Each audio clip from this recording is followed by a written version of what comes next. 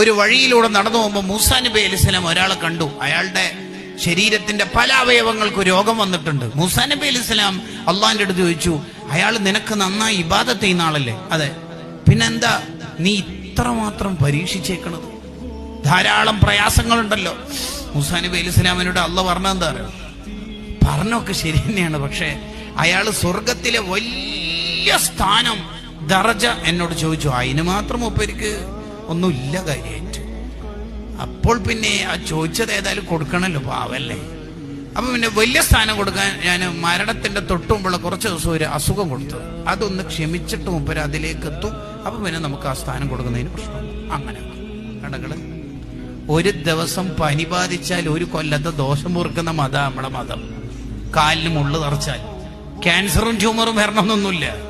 നമുക്ക് കുടുംബത്തെ ഓർത്തിട്ട് ചെറിയൊരു ടെൻഷൻ, നാളെയാണല്ലോ ഭാര്യന്റെ ഓപ്പറേഷൻ, എന്ത് ചെയ്യറേ, ഇത്ര ക്യാഷും ആണല്ലോ, മക്കള് സ്കൂള് തുറക്കലായല്ലോ, യൂണിഫോമും ഇൻസ്ട്രുമെന്റ് ബോക്സും ടിഫിനും എല്ലാം പാടാകുമ്പോ അത്യാവശ്യം ചെലവിട്ടല്ലോ, എന്ത് ചെയ്യും?